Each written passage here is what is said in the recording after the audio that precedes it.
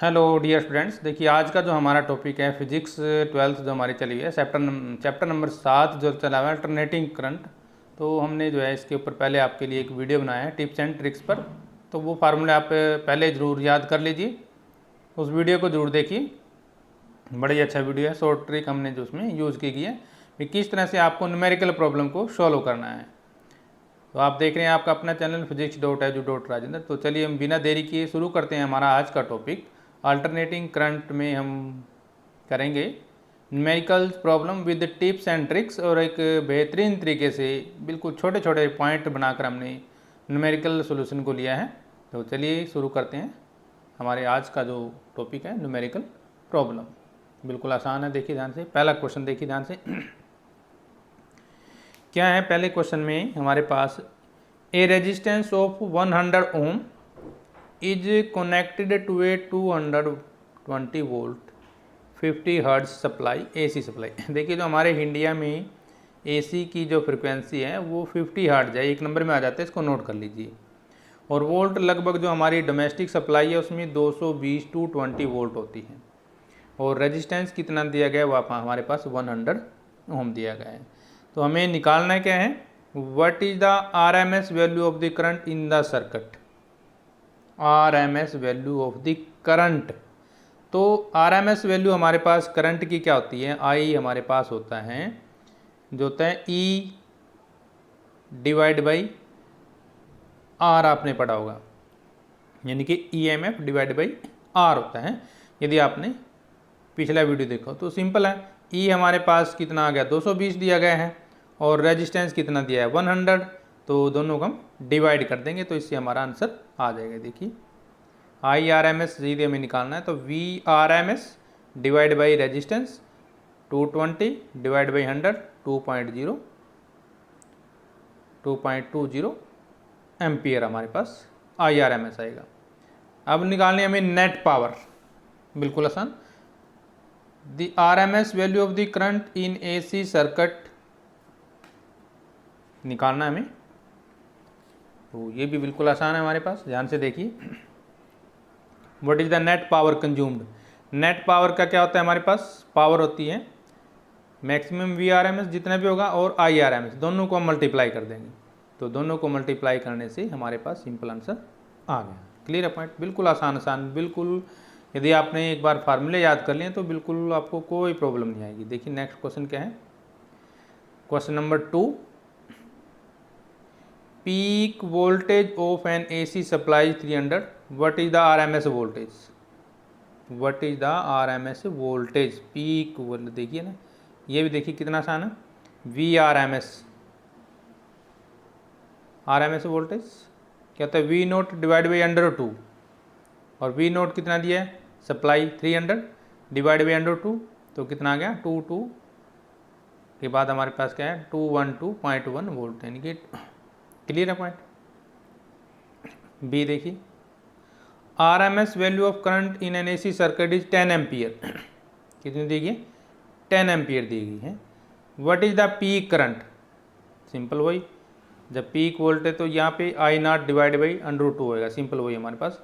तो cross multiply करेंगे तो आई नॉट क्या आएगा, पीक करंट होता है आई नॉट, तो वो क्या होता है √2 आरएमएस का टाइम्स।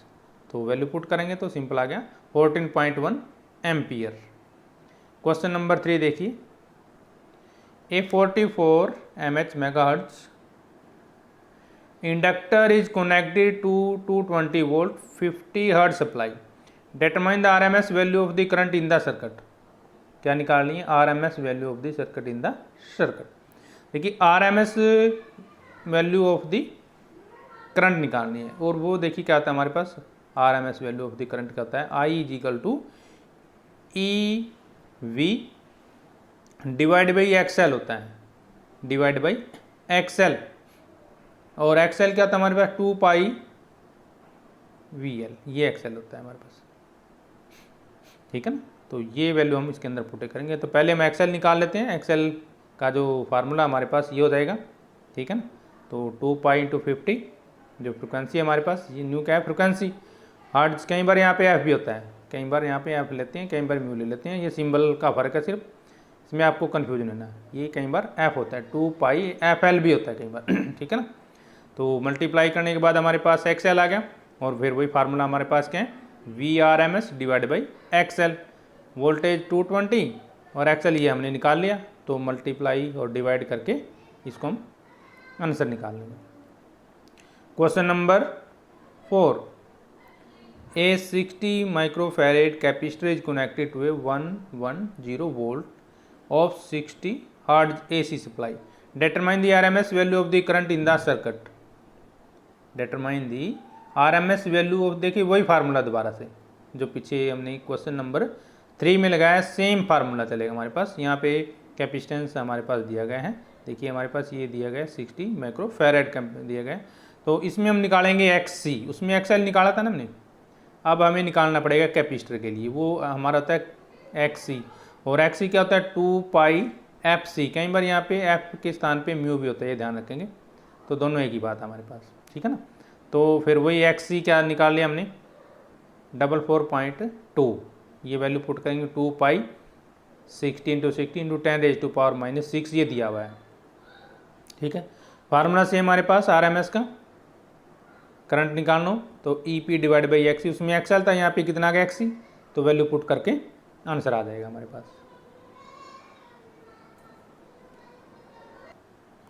आप क्वेश्चन नंबर 5 देखिए हमारे पास, जो हमने एक्सरसाइज 7.3 7.4 जब NCERT की बुक की बात आई, यानी कि जो हमारे पास क्वेश्चन था, पीछे वाले क्वेश्चन दिया ना हमने, 2 क्वेश्चन किया अभी, ये जो क्वेश्चन है हमारे पास, क्वेश्चन नंबर 4 और क्वेश्चन नंबर 5 और 6, ये जो क्वेश्चन हम कर रहे हैं इनकी बात कर रहे हैं, ठीक है ना।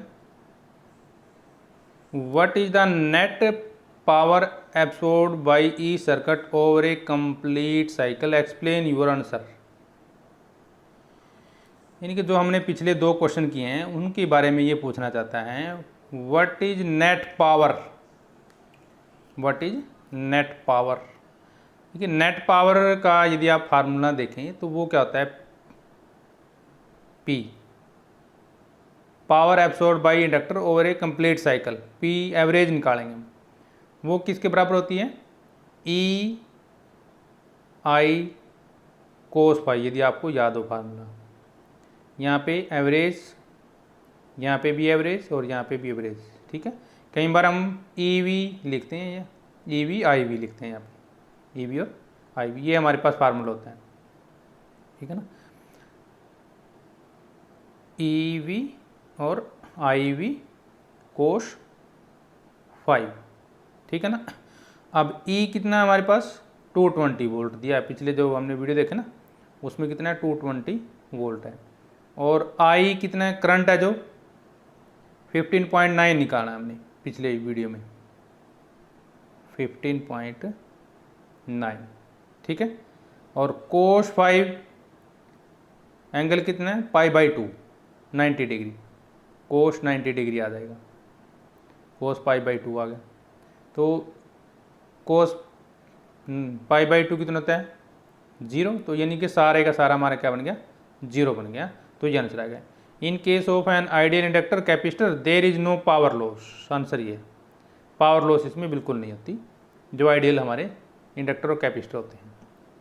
Question number 6, obtain the resonant frequency omega R, resonant frequency omega R of series, omega R देखिए हम इस तरह से लिखते हैं ओमेगा आर, ठीक है ना, of a series LCR circuit with L is equal to 2H 2.0 और C कितना है 32 माइक्रोफैरेड एंड रेजिस्टेंस कितना है 10 ohm. What is the Q value, क्या निकालना है, what is the Q value of the circuit. देखिए यदि आपको क्यू चाहिए तो क्यू क्या होता है हमारे पास, हमने वीडियो में बनाया था ना, 1/R √L/C होता है, √L/C होता है हमारे पास। तो पहले हमें, और जो L/C पहले हम ओमेगा आर देखते हैं, ओमेगा आर क्या निकलेगा हमारे पास, ओमेगा आर क्या आता है हमारे पास 1/LC तो ओमेगा आर आ गया हमारे पास ये 125 पर सेकंड आ गया, रेडियन पर सेकंड भी बोल सकते हैं हम, रेडियन पर सेकंड इसकी यूनिट होती है हमारे पास, ठीक है ना। क्यू वैल्यू क्या होती है हमारे पास, अभी हमने जो किया है एक्सएल डिवाइड बाई आर, और एक्सएल क्या है omega R L divide by R, value put कर देंगे, ये इस तरह से हमारा क्वेश्चन आ जाएगा, ठीक है ना। या हम यदि दूसरे तरीके से करना चाहें, क्यू क्या आता है 1/r अंडरूट एल अपॉन सी, अंडरूट एल अपॉन सी भी हम सीधा भी निकाल सकते हैं यदि आप चाहें। तो जो अभी हमने फार्मूला किया था ना, वो क्या आता है 1/r अंडरूट में l/c भी होता है यदि आपको क्यू फैक्टर निकालना है। तो आर एल और सी हमारे पास तीनों दिए गए हैं, तो वहाँ से भी आप डायरेक्ट इसको निकाल सकते हैं। ये हमने निकाली रेजोनेंट फ्रिक्वेंसी, और क्यू वैल्यू हमारी इस तरह से आएगी, ठीक है ना। क्यू वैल्यू कैसे आएगी, आर 1/r अंडरूट l/c, ये क्या आ गया हमारे पास क्यू यदि आपने निकालना है तो 1/r कितना आ जाएगा 1/10 अंडरूट l अपॉन सी, एल कितना दिया गया 2 और सी कितना है 32 सॉरी ये हमारे पास था सी की जो वैल्यू दी गई है ना, देखिए ये सी है हमारे पास, ये वैल्यू हम इसके अंदर पुट कर देंगे। तो माइक्रोफैरेड है तो आप 10 इंटू में 10⁻⁻6 रखेंगे, यानी 32 इंटू 10⁻⁻6 ये आ जाएगा क्यू वैल्यू। ये देखिए हमने निकाला भी हुआ है, इस तरीके से भी आप कर सकते हैं, दोनों तरीके आपको जो अच्छा लगे वो कर लेना। Question number 7, a charge 30 microfarad capacitor is connected to a 27 mil 27 mH होता है ये इंडक्टर, mH चाहिए यहाँ पे 27 mH नोट कर लीजिए, 27 mH, ml के स्थान पे क्या है यहाँ पे mH, ये मिसप्रिंट हो जाता है कई बार। What is the angular frequency of free oscillation of the circuit, what is the angular frequency of the free oscillation of the circuit. Angular frequency का हमारे पास फार्मूला यही है, जब हम रेजोनेंट फ्रिक्वेंसी था ना वही हमारे पास एंगुलर फ्रिक्वेंसी का फार्मूला होता है, तो 1/√LC, ठीक है ना। अब हमारे पास सभी वैल्यू दी गई हैं, 127 इंटू में 10⁻⁻³ जो mH था ना, mH को हम जब कन्वर्ट करेंगे h में तो 10⁻⁻³ से मल्टीप्लाई हो जाता है, इंटू ये हमारा माइक्रोफैरेड था तो उसको चेंज करने के लिए 10⁻⁻6 से मल्टीप्लाई हो जाता है। तो वैल्यू पुट करने के बाद हमारे पास क्या आ गया, ये आंसर आ गया। क्लियर है पॉइंट। क्वेश्चन नंबर 8 देखिए, suppose the initial charge on the capacitor in exercise 7.7 जो हमारी एक्सरसाइज है एनसीईआरटी की, इज 6 माइक्रोफैरेड, कितना दिया गया 6 माइक्रोफैरेड। क्वेश्चन नंबर की बात कर रही है, जो हमने पिछला क्वेश्चन किया ना उसी क्वेश्चन की बात ये कर रहे हैं, क्वेश्चन नंबर 7.7 एक्सरसाइज का जो है। तो अब ये क्या कहते हैं हमारे पास, what is the total energy stored in the circuit initially, what is the total energy stored in the circuit initially. Clear है पॉइंट। और आगे क्या कहते हैं हमारे पास, जो हमने अभी क्वेश्चन किया था उसी की बात चल रही है। देखिए ये क्वेश्चन है हमारे पास, जो ये बात कर रहे हैं, एक मिनट ये भी देखिए ना LH वाला,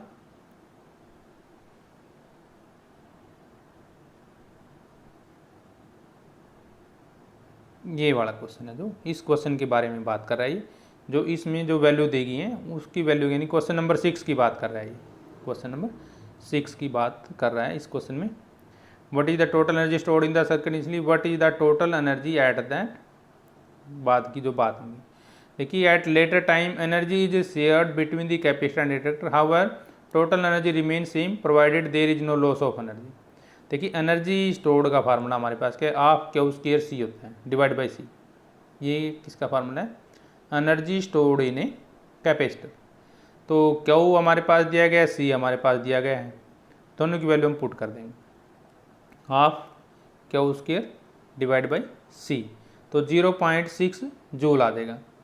इसका मतलब क्या हुआ, later time energy shared between the capacitor and inductor, however total energy remain same provided there is no loss of energy. कहने का मतलब क्या है, initial energy stored in capacitor is shared by the inductor during the oscillation of the circuit but the total energy remain same even at the later time.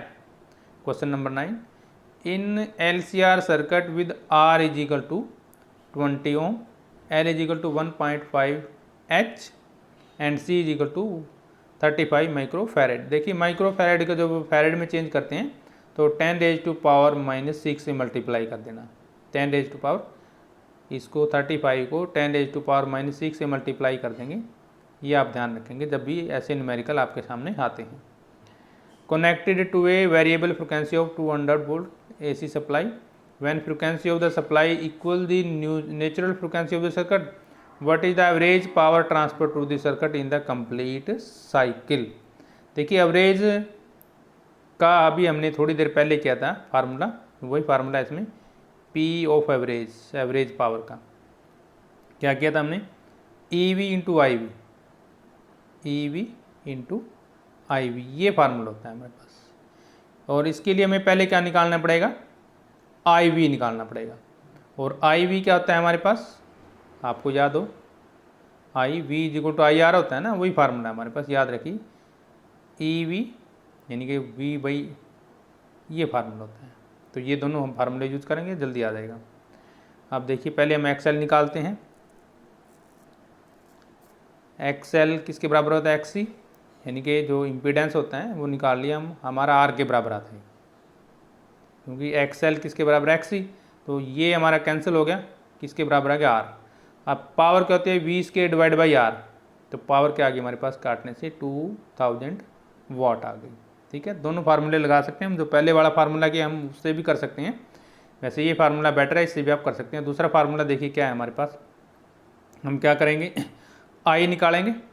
I क्या होता है, V by R, यानी कि 200, ये दूसरा method है, divide by 10, तो कितना आ गया हमारे पास, 10 एम्पियर आ गया। ठीक है ना।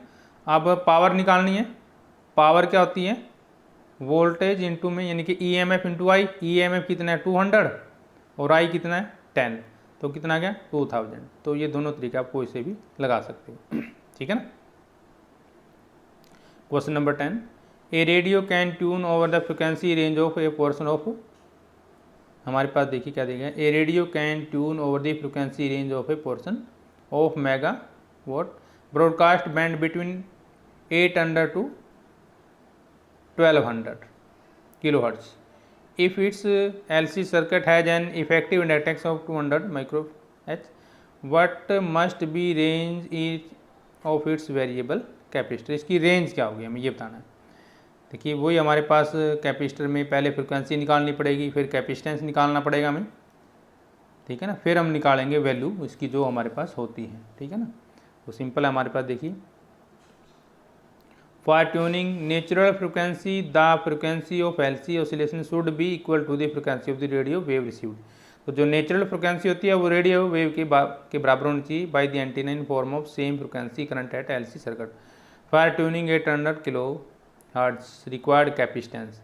तो देखिए पहले हम निकालते हैं फ्रिक्वेंसी, F निकालते हैं। कहीं देखिए ये क्या है, F भी होता है, फ्रिक्वेंसी होती है ये 1/2π√LC होता है। ठीक है, और C हमारे पास क्या होता है, देखिए ध्यान से क्या बनेगा, 4π² μ² L²। ये फ्रिक्वेंसी है, यहाँ पे V के स्थान पे F भी लिख सकते हो आप, F²। ठीक है ना। और V क्या हमारी 800 किलो हर्ट्ज दिया गया है, तो किलो को हर्ट्ज में चेंज करेंगे तो 10⁻³ आ जाएगा। अब निकाल लेते हैं C ये हमारे पास वैल्यू पुट कर देंगे सारी की सारी, तो वैल्यू पुट करने से हमारे पास आ जाएगा 198 PF आ जाएगा। ठीक है, और दूसरी फ्रिक्वेंसी कितनी है हमारी 1200 किलो हर्ट्ज, तो वही हर्ट्ज में चेंज करेंगे। फिर C के लिए वही दोबारा हमारे पास सेम फार्मूला, ये वाला फार्मूला लगना है हमारे पास, ये वाला। ठीक है ना, तो वैल्यू पुट करेंगे, तो वैल्यू पुट करने से हमारे पास क्या आ गया 88 PF। Thus range of the variable capacitor must be between 88 PF to 198 PF। Question number 11 देखिए, figure shows a series LCR circuit connected to a variable frequency of 230 volt source, L is equal to 5.0 hertz, C is equal to 80 microfarad और R क्या है हमारे पास 40 clear है point, ये दिया गया हमारे पास फिगर में। एल क्या हमारे पास 40 ओम है, ये ध्यान रखिए, जो रेजिस्टेंस है किस में मापते हैं हम, ओम में मापते हैं, ठीक है ना, ये होता है। Determine the source frequency which drive the circuit resonance, ठीक है। तो आंसर देखिए हमारे पास रेजोनेंस फ्रिक्वेंसी का यही फार्मूला है 1/√LC, 1/√LC। तो वैल्यू पुट कर दो सीधी, डायरेक्ट आंसर आ जाएगा। एल भी दिया है और हमारे पास एल सी भी दिया गया, इनकी 50 रेडियन। क्वेश्चन बी में क्या है, obtain the impedance of the circuit and the amplitude of the current wave. देखिए इम्पीडेंस हमारे पास जेड होता है और वो रेजिस्टेंस के बराबर होता है, और इस केस में XL बराबर XC, ये इंडक्टेंस के लिए और ये कैपेसिटेंस के लिए। जेड कितना दिया है 40 ओम। तो RMS करंट वही दोबारा फार्मूला I/E/R होता है, तो E भी 230 दिया गया, ये R दिया गया, तो ये आ गया एम्पियर में।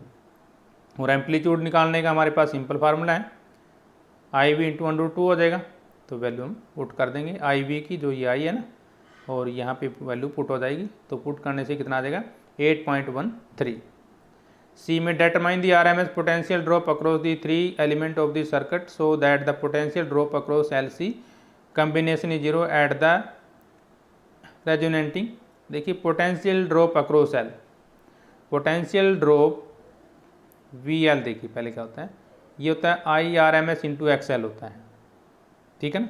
और ये किसके बराबर हो गया, XL की यदि वैल्यू पुट करते हैं ना, और I की, दोनों की वैल्यू पुट करते हैं। I क्या होता है V/R होता है, और XL क्या होता है ω/L हो जाएगा ना, तो ये वैल्यू पुट कर दो, तो वैल्यू पुट करने के बाद हमारे पास आंसर आ गया ये।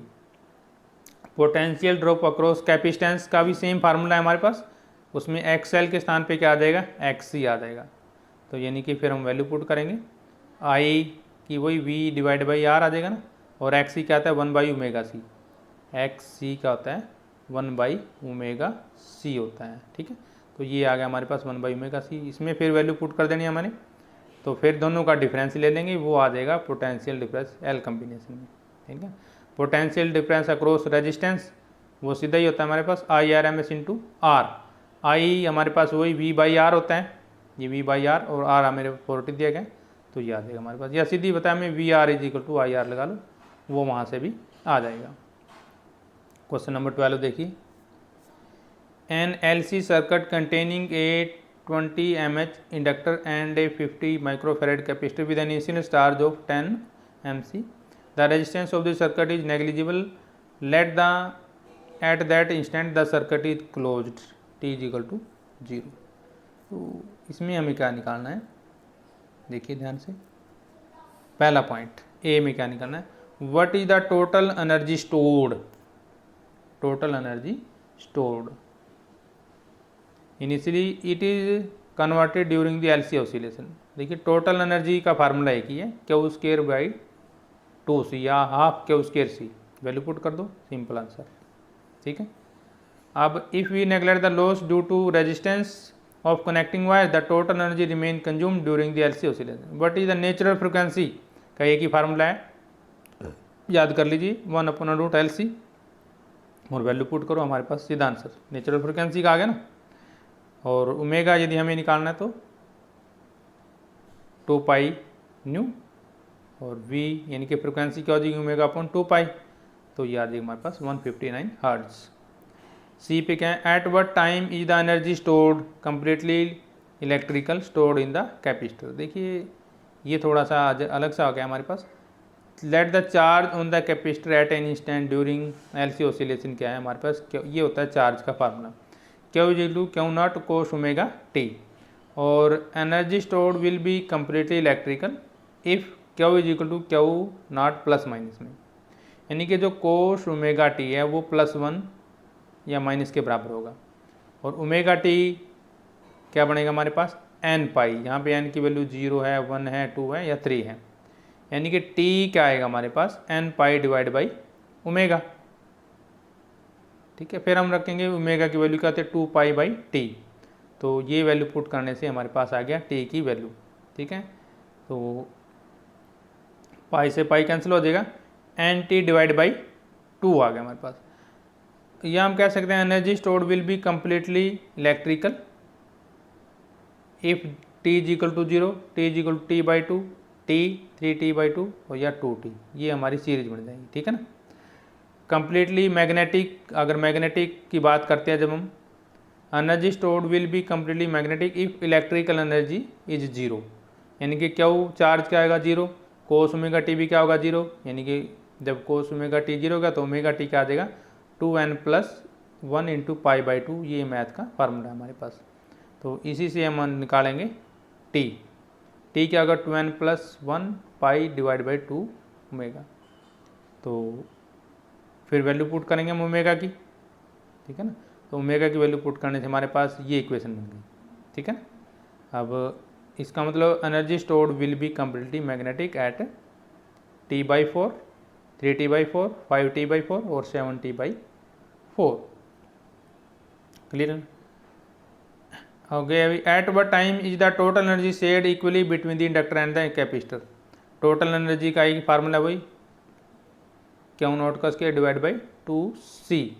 Late Q be the charge on the capacitor when energy stored in capacitor is equal to half the total energy stored, यानी कि वही आ गया। टोटल एनर्जी स्टोर्ड हमारे पास हाफ Q2C, और Q2C का हमने फिर नॉट में ले लिया, यानी कि Q क्या आ गया हमारे पास +-√2 आ जाएगा। यहाँ से Q निकालना है अपने रीअरेंज करके, ये देखिए ये जो Q2 है ना, यहाँ से हम स्केयर हटाने के बाद हमारे पास ये आ जाएगा, ठीक है ना। सिंस Q की वैल्यू क्या होता है हमारे पास, Q is equal to Q0 cos omega T, या हम सिंपली बोल सकते हैं Q0 √2 ± और कोस ओमेगा टी फिर क्या हो गया हमारे पास 1/±√2। तो omega T n π + π/4 is equal to n+1 + π common लेनी है ना इसमें, ठीक है ना। तो जब टी निकालेंगे तो क्योंकि प्लस माइनस में है हमारे पास, ऊपर तो ये आ जाएगा, डिनोमिनेटर में ओमेगा आ जाएगा, ठीक है ना। तो ओमेगा की वैल्यू क्या होती है हमारे पास 2 जी वाली T/, तो ये वैल्यू पुट कर दिया हमने। वैल्यू पुट करने के बाद हमारे पास क्या आ गया n+1/4 इंटू T/2। फिर ऐसे ही सेकेंड टर्म के नहीं निकाल लेंगे हम, ठीक है। तो इसी तरह हम टर्म वाइज टर्म निकालते जाएंगे और लास्ट में हमारे पास क्या बचेगा T is equal to T/8 3T/8, ये क्वेश्चन हमारे पास आंसर आ जाएगा। देखिए दूसरा मेथड इसका हमारे पास करने का सिंपल, और देखिए timing for energy shared equally between inductor and capacitor. तो दोनों हमें पता है क्या होंगे, बराबर होंगी एनर्जी, यानी कि Q0 का square divide by 2C into sine square omega T, Q0 का square 2C into cos square, ये दोनों बराबर हो जाएंगे हमारे पास। क्लियर है यहाँ तक पॉइंट। अब क्या करेंगे हम, ये sine square omega T divide by cos square omega T करेंगे, और Q0 से Q0 कैंसिल, 2 से 2 कैंसिल, ठीक है ना। तो ये किसके बराबर आ गया, फिर 1 के बराबर आ गया, ये कोस ओमेगा टी इसके बराबर आ जाएगा ना। तो ये आ गया tangent square omega T is equal to 1 आ जाएगा, यानी कि tangent omega T is equal to, इधर आ गया देखिए टेंजेंट ओमेगा टी इधर हमारे पास क्या आएगा 1 आएगा, और वो किसके बराबर हो गया हमारे पास π/4 आ गया। अब वैल्यू पुट करते जाएंगे, जब π/4 से शुरू हो गया ना, π/4 ओमेगा, फिर 3π/4 ओमेगा, फिर π/4 ओमेगा, या टी की वैल्यू क्या आ जाएगी हमारे पास, क्योंकि टी क्या आता है ओमेगा वाला उल्टा, उसमें टी वाला फार्मूला लगा देंगे। तो ये हो गया हमारे पास इसका answer. If the resistor is inserted in the circuit how much energy is eventually dissipated. When a resistor is inserted in the circuit eventually all the energy will be lost as heat across the resistance, the oscillation will be damped हो जाएगा जब energy lost होती है। तो ये था हमारा आज का फर्स्ट पार्ट। सेकंड पार्ट के लिए हम जल्दी हाजिर होंगे, तब तक हम आपसे लेते हैं इजाज़त। जय हिंद।